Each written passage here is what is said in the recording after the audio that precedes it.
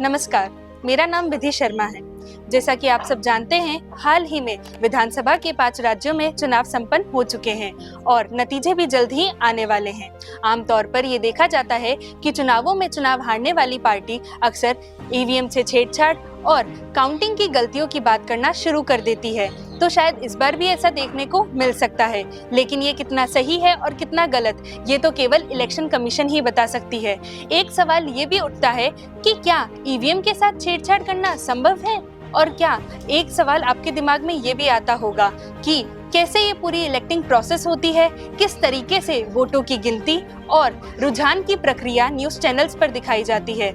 आज के इस वीडियो में हम ये समझेंगे कि कैसे ये सारी प्रोसेस होती है, क्योंकि आम तौर पर हम सब वोट तो दे आते हैं, लेकिन फिर हमें ये पता नहीं रहता कि वोट देने के बाद में क्या क्या प्रोसेस होती है और किस तरीके से होती है। तो आज के वीडियो में हम सब यही जानने की कोशिश करेंगे। सबसे पहले वोटिंग प्रोसेस से शुरू करते हैं। तो अभी हमारे देश में 2 तरह से वोटिंग करवाई जाती है, जिसमें पहला ईवीएम से और दूसरा पोस्टल बैलेट से। ईवीएम का गेम तो बहुत ही सिंपल है, क्योंकि इसमें वोटर्स वोट डालने के लिए मतदान केंद्र पर पहुंचकर ही वोट डालते हैं। लेकिन यहाँ गौर करने वाली बात यह है कि ईवीएम के बगल में ही एक voter verified paper audit trail यानी वीवीपैट बॉक्स रखा होता है, जो कि कांच के शीशे से पूरी तरह ढका होता है। शीशा ट्रांसपेरेंट होता है। जब भी वोटर ईवीएम मशीन में अपने पसंदीदा कैंडिडेट के सामने वाला बटन दबाता है, तो वीवीपैट मशीन से एक पर्ची निकलती है, जो सिर्फ 7 सेकंड तक ही दिखाई देती है। इस पर उस उम्मीदवार का नाम और पार्टी का चुनाव चिन्ह छपा होता है, जिसे वोटर ने वोट दिया होता है। इसके बाद यह बॉक्स में गिर जाती है। देश में ईवीएम से पहले पेपर बैलेट की मदद से वोट डाले जाते थे, जिसके बारे में आपने सुना ही होगा।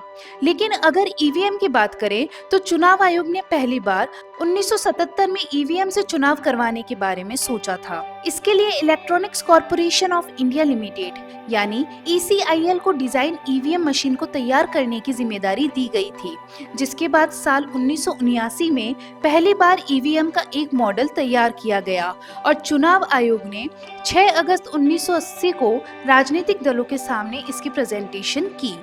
राजनीतिक दलों को जब ये मशीन पसंद आ गई, तो इसके बाद ईवीएम को बनाने का काम ECIL और भारत इलेक्ट्रॉनिक्स लिमिटेड यानी BEL को दिया गया।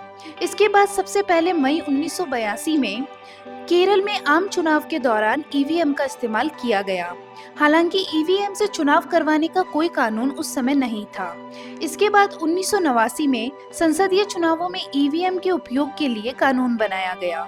ईवीएम से चुनाव करवाने पर आम सहमति 1998 में बनी, जिसके बाद एक्सपेरिमेंट के तौर पर मध्य प्रदेश, राजस्थान और दिल्ली की 25 विधानसभा सीटों पर ईवीएम से चुनाव करवाए गए और 1999 में 45 लोकसभा सीटों पर और फिर फरवरी 2000 में हरियाणा विधानसभा चुनाव में 45 विधानसभा सीटों पर ईवीएम से चुनाव हुए।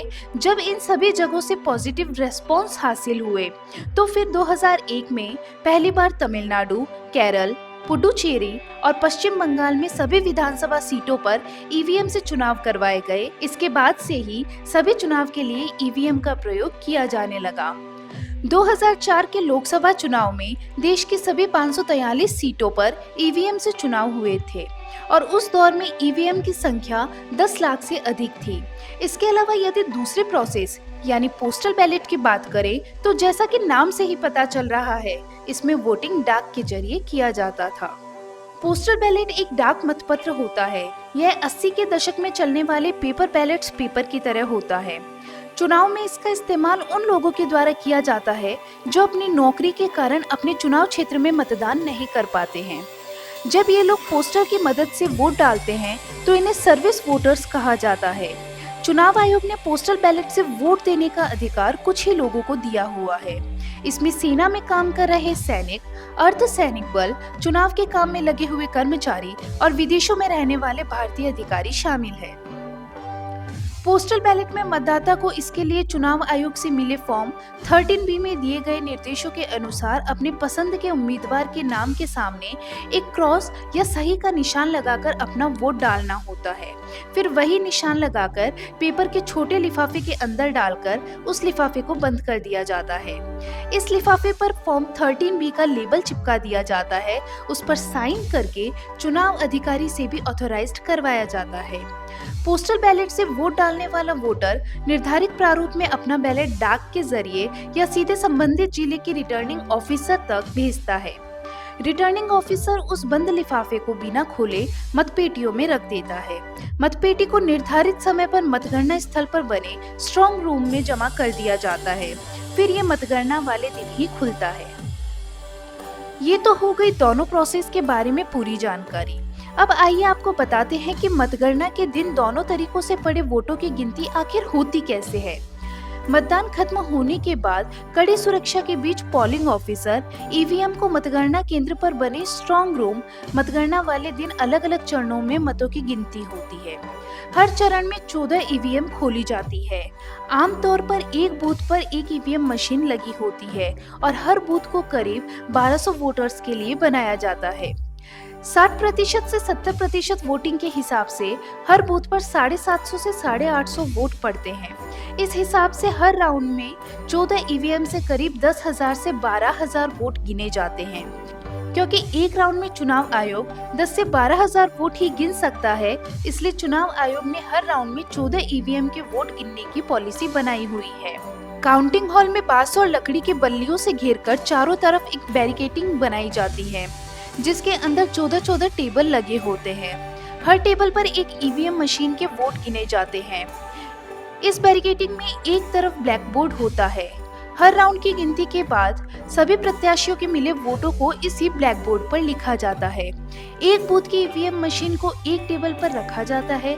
इस टेबल पर किस बूथ की मशीन रखी जाएगी, इसके लिए पहले से ही चार्ट को तैयार कर लिया जाता है। सुबह 8 बजे से मतगणना शुरू होती है। पहले पोस्टल बैलेट की गिनती की जाती है। पोस्टल बैलेट के 30 मिनट के बाद ईवीएम की गिनती की जाती है। ईवीएम मशीन में एक बटन होता है जिसे रिजल्ट 1 कहते हैं। रिजल्ट 1 को दबाते ही पता चल जाता है कि किस कैंडिडेट को कितने वोट मिले हैं। इस पूरे प्रोसेस के लिए 2 से 3 मिनट का समय लगता है, जिसे साथ ही साथ डिस्प्ले बोर्ड पर भी फ्लैश किया जाता है ताकि सभी 14 टेबल पर बैठे चुनावकर्मी और उम्मीदवार के एजेंट इस काउंटिंग को देख ले। इसी को हम रुझान कहते हैं, जो न्यूज चैनल्स वाले हमें दिखाते रहते हैं। सभी 14 टेबल पर मौजूद मतगणना कर्मी हर राउंड में फॉर्म 17C भरकर एजेंट से हस्ताक्षर के बाद आरओ को देते हैं। आरओ हर राउंड में वोट की गिनती नोट करता है। इसके अलावा नतीजे को हर राउंड के बाद ब्लैक बोर्ड पर भी लिखा जाता है और लाउड स्पीकर की मदद से घोषणा की जाती है। पहले चरण की गिनती पूरी होने के बाद चुनाव अधिकारी 2 मिनट का इंतजार करता है ताकि किसी उम्मीदवार को कोई दिक्कत हो तो वो अपनी शिकायत दर्ज करवा सके। ऐसा इसलिए क्योंकि एक राउंड की वोटिंग तभी खत्म होती है जब सारे उम्मीदवारों की तरफ से यह मान लिया जाता है कि काउंटिंग सही है। लेकिन अगर कोई उम्मीदवार शिकायत दर्ज करवाता है तो रिटर्निंग ऑफिसर पर निर्भर करता है कि वो फिर से वोटों की गिनती करवाना चाहता है या फिर वो उस उम्मीदवार को किसी तरह समझाए कि कोई भी गड़बड़ नहीं हुई है। हर राउंड के बाद रिजल्ट के बारे में राज्य के मुख्य निर्वाचन अधिकारी को रिटर्निंग ऑफिसर सूचना देते रहते हैं। लेकिन अगर ईवीएम मशीन से डिस्प्ले हुए रिजल्ट में किसी को ज्यादा आपत्ति होती है और विवाद की स्थिति बनती है तो ऐसे में काम आता है वीवीपैट बॉक्स, जिसके बारे में हमने आपको बताया था, जो ईवीएम मशीन के बगल में रखा जाता है और जिसमें ईवीएम में बटन दबाने के बाद उस उम्मीदवार के नाम की पर्ची गिर जाती है। ईवीएम पर विवाद की स्थिति में उन्हीं पर्चियों को गिना जाता है और अगर ईवीएम पर शो होने वाले रिजल्ट और वीवीपैट की पर्चियों की संख्या बराबर नहीं आती है तो ऐसी स्थिति में उस बूथ की वोटिंग को रद्द करवा दिया जाता है। इस तरह से कहा जा सकता है कि ईवीएम का पूरा प्रोसेस कई लेवल की सिक्योरिटी से होकर गुजरता है, जिसमें किसी भी तरह से गलती होना लगभग नामुमकिन है। तो उम्मीद करते हैं कि आपको वोट के बाद होने वाली प्रक्रिया की जानकारी अवश्य मिली होगी।